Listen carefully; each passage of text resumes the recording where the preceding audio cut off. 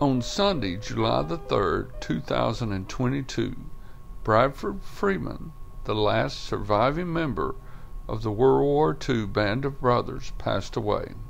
This video is only intended to honor him and the contributions he made and the rest of the Band of Brothers made to the Allied war effort in World War II. Mr. Freeman is buried in Eggers Cemetery, not too far from the little town of Caledonia, Mississippi. You drive up to these gates and you make your way over to the left to find his grave. We're going to do that now and tell you a little bit of his story along the way. Around midnight on June 6, 1944, paratrooper Bradford Freeman parachuted into Normandy, France, with an 18-pound mortar base plate strapped to his chest. He landed in a cow pasture, but immediately had to help hide a fellow soldier who had broken his leg during the jump. Then he met up with the rest of his mortar squad. Mr. Freeman says, "We just had to take the place and get the big guns so the Germans couldn't mess with the soldiers who were coming ashore. We happened to be fortunate enough to get it right, I reckon. We secured the area and let the army go through. They had come ashore, and now they got on with their business." Mr. Freeman and Easy Company were a part of the 2nd Battalion of the 101st Airborne Division's 506th Parachute Infantry Regiment. They fought their way across Western Europe and were very important to the Allied advance on Nazi Germany. Easy Company was immortalized in Stephen Ambrose's 1992 book Band of Brothers. In 2001, HBO produced a miniseries called Band of Brothers as well. After July the 3rd, 2022, no living members of Easy Company remain. Mr. Freeman was a freshman at Mississippi State University in December of 1941.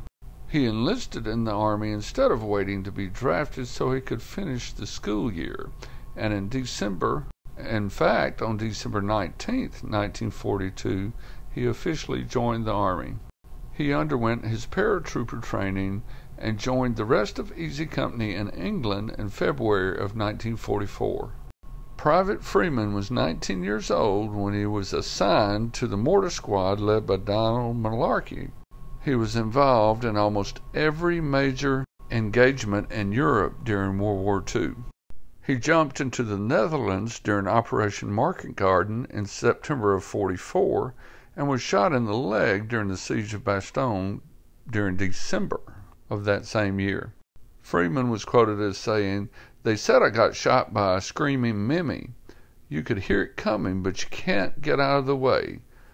They said it was a little boy who did the shooting." Freeman rejoined his unit for the final stages of the war in the European theater.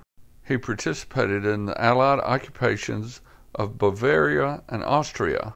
Let's pay our respects, and then we'll finish the rest of his story.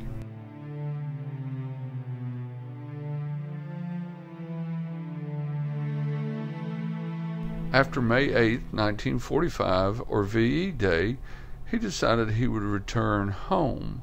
He came back to Caledonia, Mississippi, and he married Willie Louise Gurley, a girl he used to play with when he was 5 years old.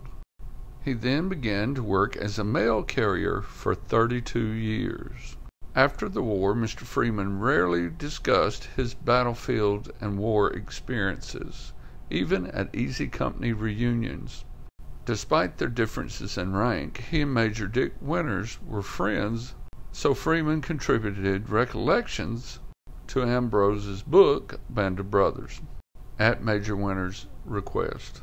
Freeman was more closely involved with the Band of Brothers miniseries, which features him as a non-speaking character portrayed by James Farmer.